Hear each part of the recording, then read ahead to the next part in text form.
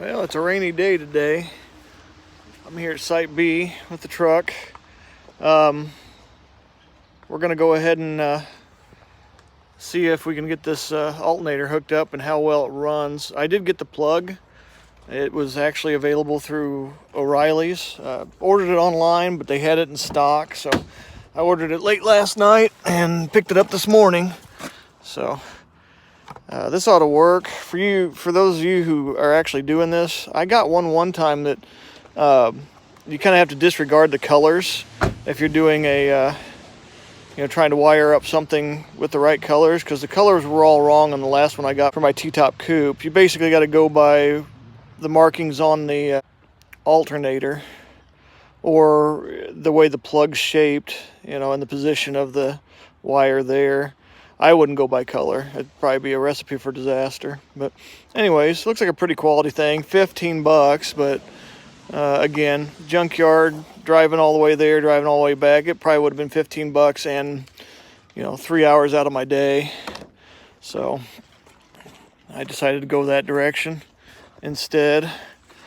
And 15 bucks and it's brand new. It doesn't have, the plastic isn't as brittle and the wires wouldn't be corroded. And I'm a big fan of junkyard parts, but it just wasn't convenient. The Mustang left today. The 82 Mustang left. It's going to my dad's to Site C. It's still on the back burner. He's still got to get his truck done before anything else. So there's that. But I'm gonna go ahead and get this alternator out of the trunk and see if I can't get it bolted up, get the belt back on it, and hopefully it lines up pretty well and I'll get it spinning. I'll throw that plug on there, but it's not gonna happen today. I'm just not in the mood, and I don't have a ton of time to do it and do it well, so I will save that for another day. Okay, I see a spacer down here that I didn't even know fell off whenever I was taking the other one off. I'm glad I found that, or else I've been scratching my head.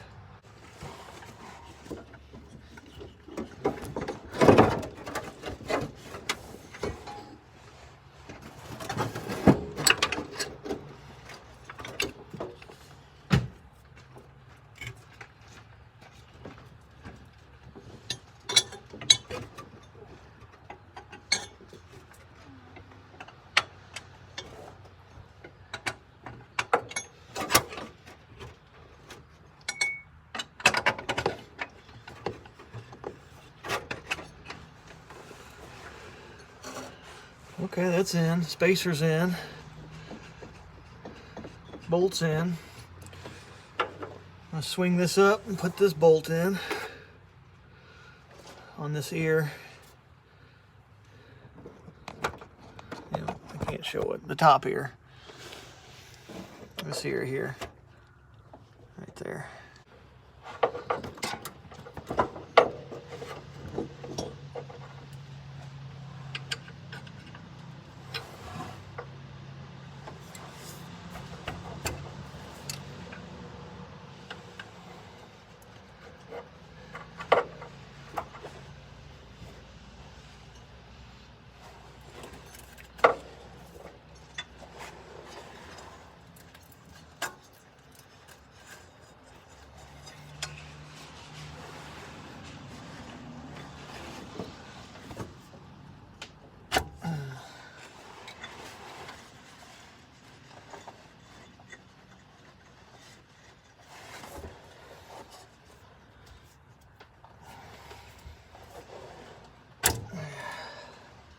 Well, it fits. There's enough room behind the alternator, even though it's a little deeper, a little thicker. It still doesn't hit the head, so that's good news. The plug for the regulator is kind of down here, but I think it's still workable. I might put it in now and then just wire it from there. I mean, it's removable, but it ain't easy. I would have to actually take the bolt out, take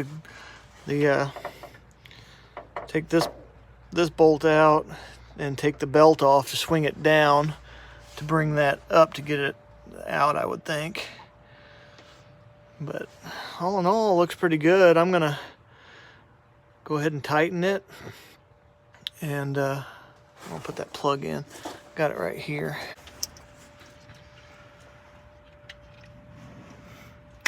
Yeah, okay, pops right in. Should pop right in, pop right out. So no big deal, no major, nothing hard. I'm gonna leave it in there when I wire it though, that way I know the wiring, we have enough length and everything on that. But yeah, it's going super smooth. Can't complain about that at all. Gonna be a short video, not much to talk about. I might do the fuel system too. We'll see. We'll at least delve into that, like I said.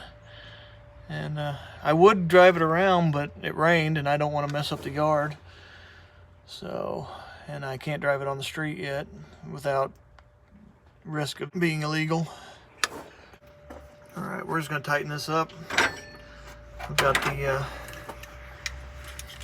vice grips. I'd usually use a really long, a really big crescent wrench for this, but since I don't have that, I've got vice grips.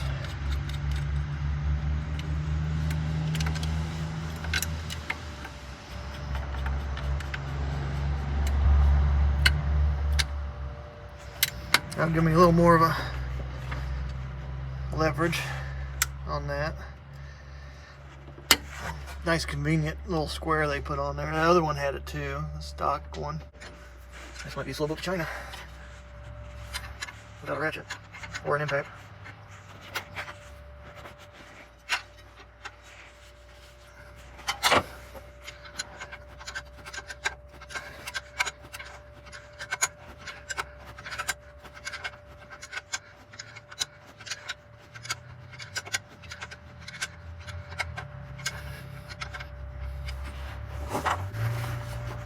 Okay, that's nice and tight.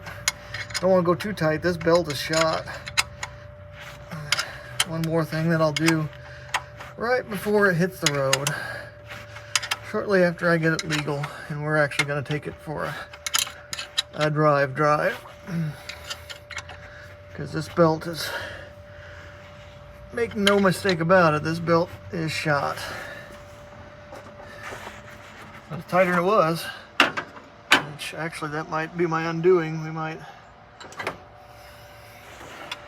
might snap being too tight. Tighten up this, what would you call it, a pivot bolt?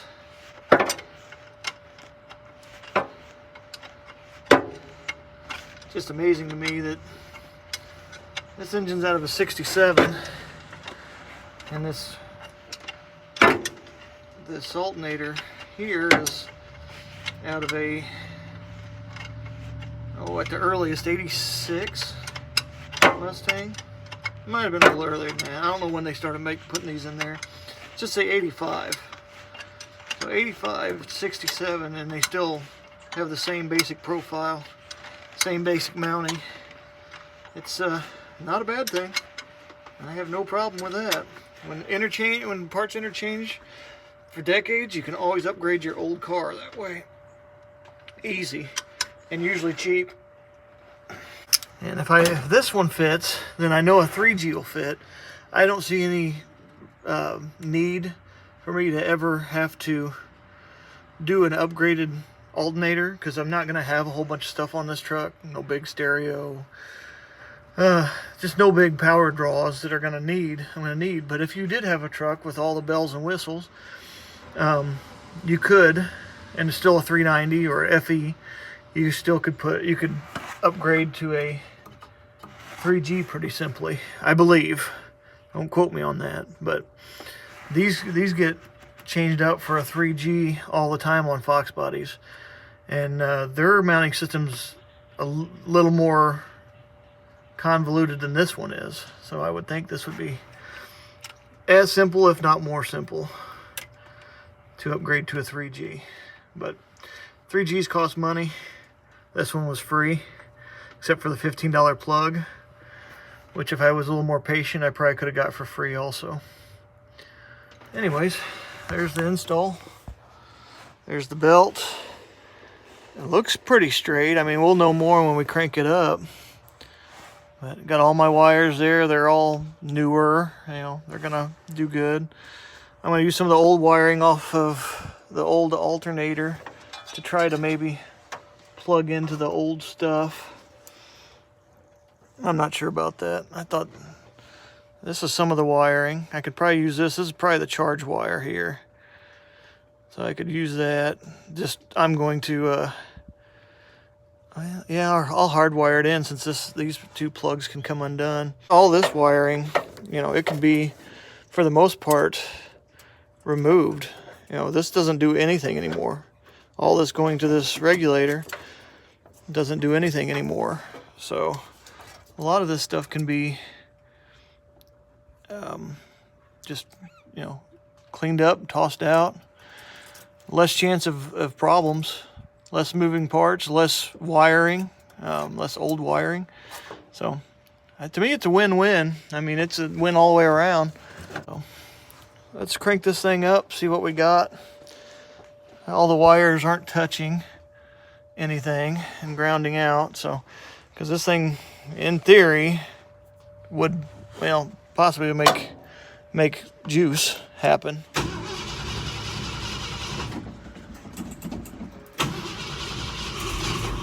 There we go. I don't have the choke on either, and it's cold out here.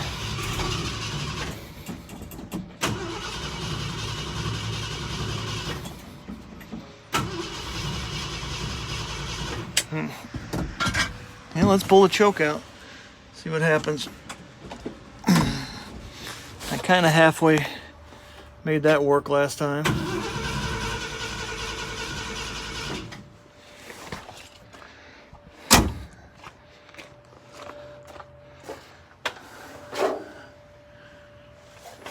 We have gas squirting.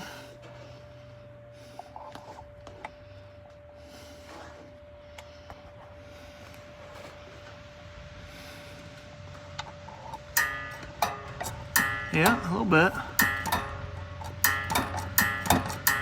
Not pretty, but should be enough to kick it off if there's some left in there.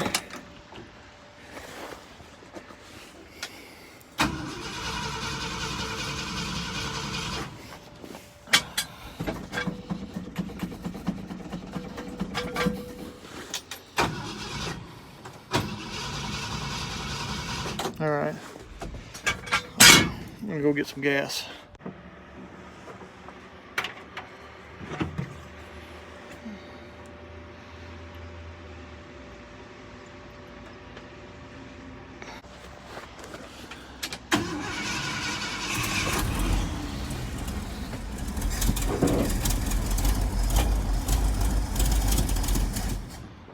Oh, well, it doesn't help that we're in reverse.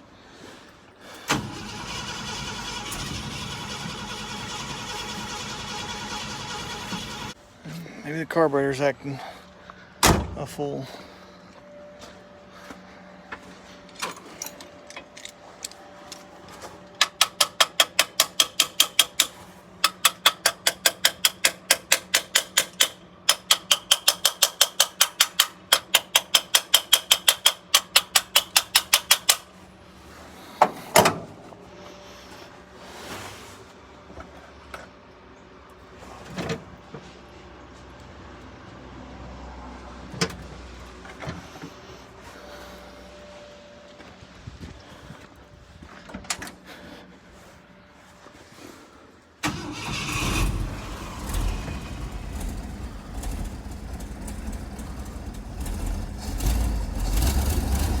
There we go.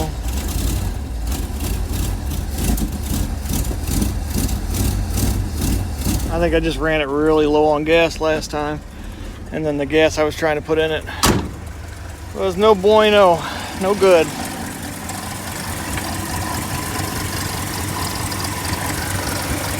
So there it is. She's spinning. Heck, the fan fan pulley looks more wobbly than the one on the alternator. It looks full on bent. Anyways, that's working. Works for me. Good deal. That's excellent. Well, I'm going to replace this line here. And then the other one is up here. So it's right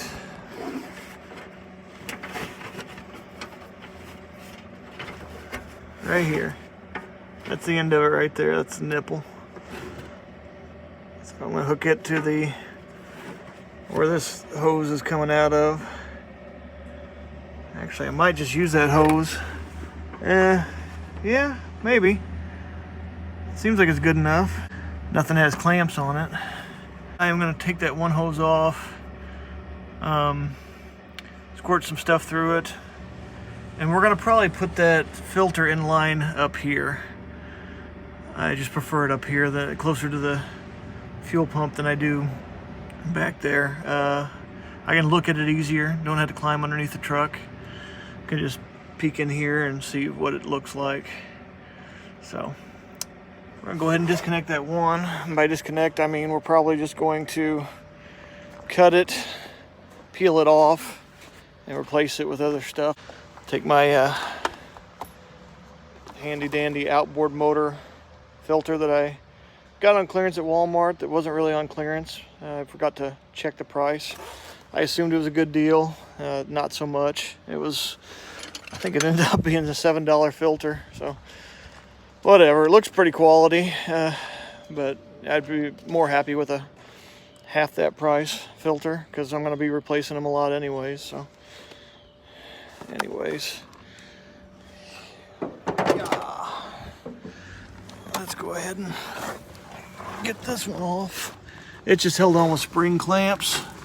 I didn't bring any clamps, so honestly I'm probably just going to run it without clamps until I did throw some clamps in my car. It was a whole assortment of Harbor Freight clamps. I don't know how small they go though. I have to check. It's a big assortment, so might be able to make those work. Yeah, this hose is just, it's not even hose anymore. It's gone. I knew it would be. I wasn't expecting it. I'm surprised it's even there. I was kind of expecting it to be taken off at some point in time, either by me. I didn't remember. But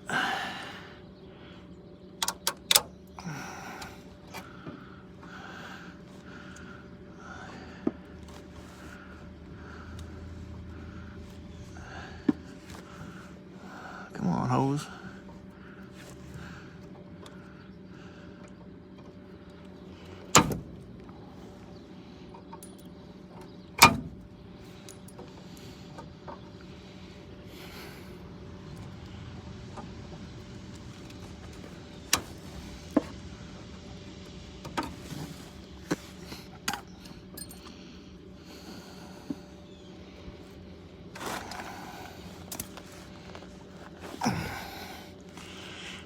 Oh, come on. The other side gave up pretty easy. It's coming. It's not happy about it, but it's coming.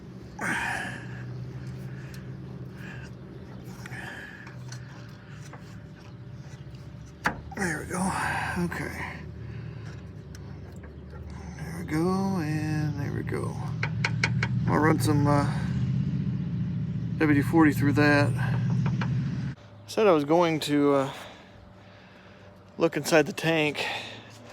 I think I'm gonna be even lazier than what I said initially, and I'm going to just add about 5 gallons of gas and cross my fingers. I gotta dig in there with a screwdriver and get it out.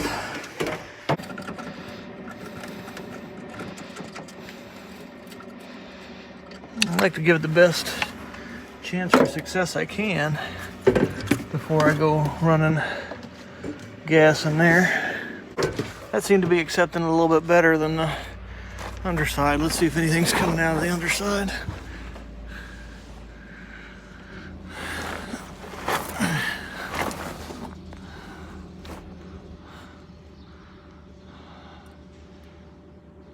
Yeah, hard to say.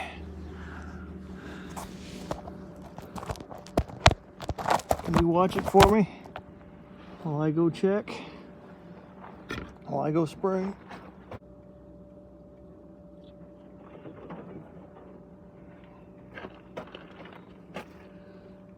Well, how'd it go? Did it come out? I'm kind of thinking no. Didn't feel like it was coming out. Apparently Mud Dauber really got back in there. Or something.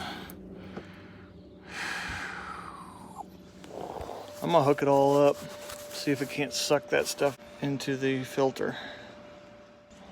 All right, got gas. Figured you guys could do without seeing that.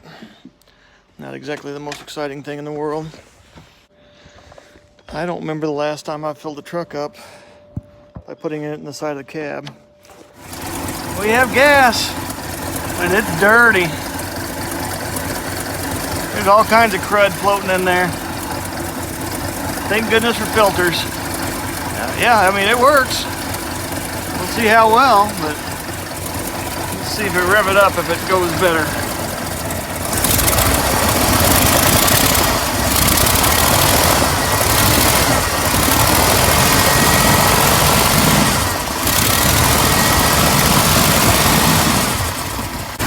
Not a ton better, but hey, that worked. I was really worried it'd be so plugged up that we'd have a full tank of gas pouring on me while I'm trying to unplug it. I'm gonna buy some more filters because that one's pretty much already toast. We now have a functioning fuel system. Don't have to do a jug under the hood anymore, which is not exactly safe. All right, with that done, other than the clamps on the fuel system, I'm going to go ahead and try to set this alignment up better, because here's what we got right now.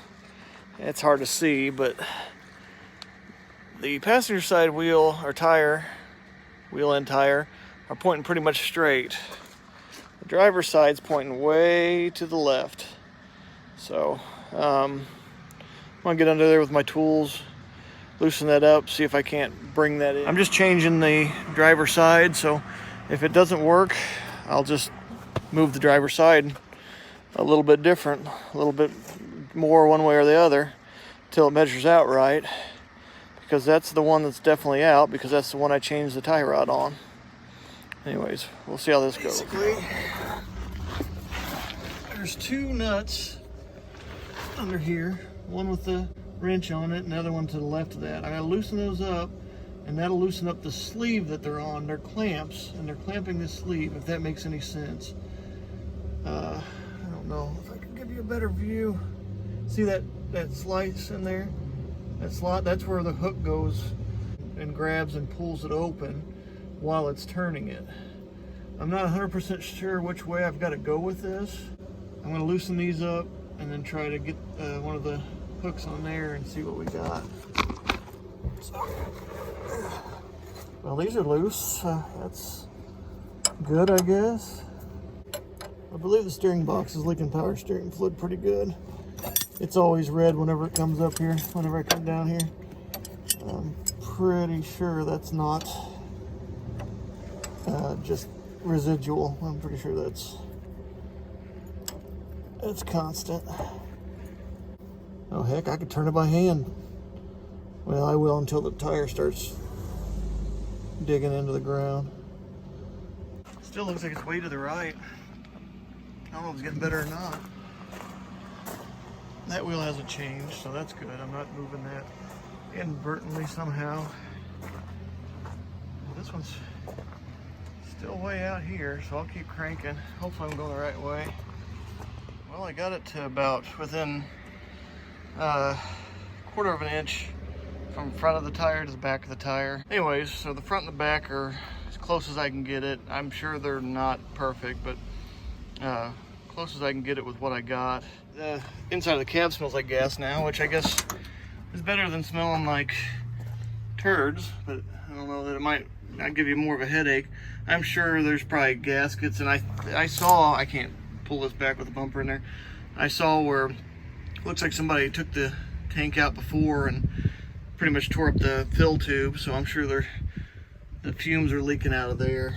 But, you know, fix one problem, cause two more, kind of the way things go. But I think the alignment's close enough. We'll know whenever I drive it around again. And it's running off its own gas tank, and the alternator is on and spinning, and next time it will be hooked up and charging. I mean, and that's a pretty big win, really. That will be one heck of a win. The thing will be on its own, no life support systems, no battery charger, no jug of gas. Yeah, it'll be pretty much able to run and sustain running on its own. Someday I want to do the heater core, but I priced the stuff for that, just the heater core and the control valve, so it isn't on all the time. And that's over $100, or right at $100 with shipping from Rock Auto, so that's gonna have to wait. But I think I'm gonna have to have heat, because if this thing does get running, you know, anytime soon, it's already cold, it's only gonna be colder. I'm gonna want some sort of heat coming out of that heater. Otherwise it'll be miserable. Anyways, that's about it for the day. I'm gonna call it, and I'm pretty happy with what I got done. But the truck moves, the Mustang's gone. It can, you know, everything can be cleaned around. So. All right, let's take her down the road a little bit.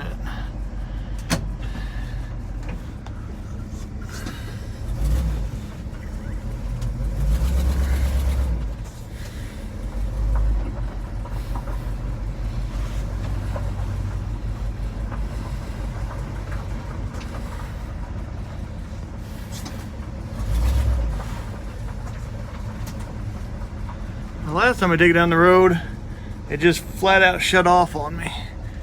It started right back up. I was rolling towards the driveway anyway, so I just rolled into the driveway, but I hit the key and it fired right back up. So I'm not sure what that was. Wow, that seat's just cracking as I lean on it.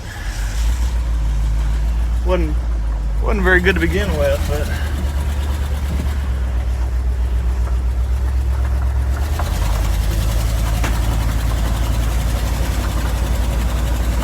yeah, steering wheel is totally upside down. Steering is very wobbly.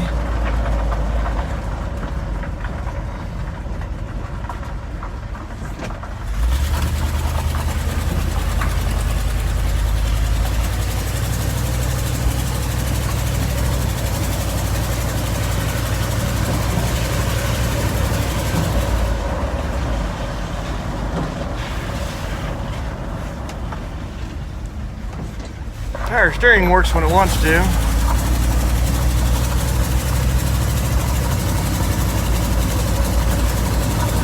More right than left, which I don't know what that means.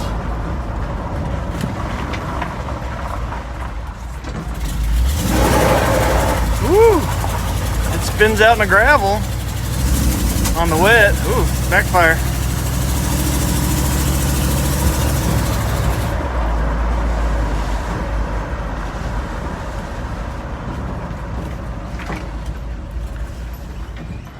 Oh, she died. That's about all it wants is around the block, and then it shuts off. Let's see if it'll fire back up. Yeah, fires right back up. I don't know what that is. I mean,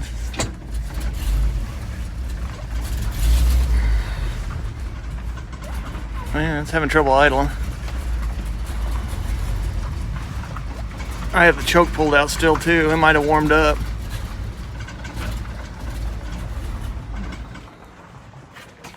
Well, come on, at least you made it home.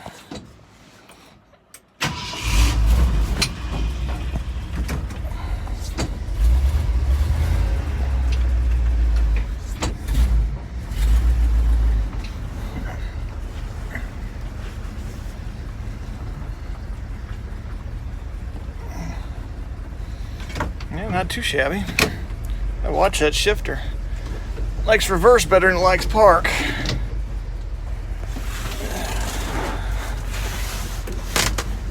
Yeah, hear that seat just cracking?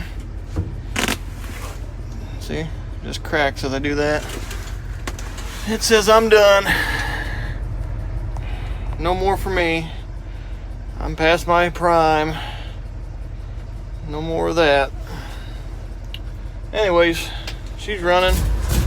Not great, but hey, she's running and driving, steering, stopping.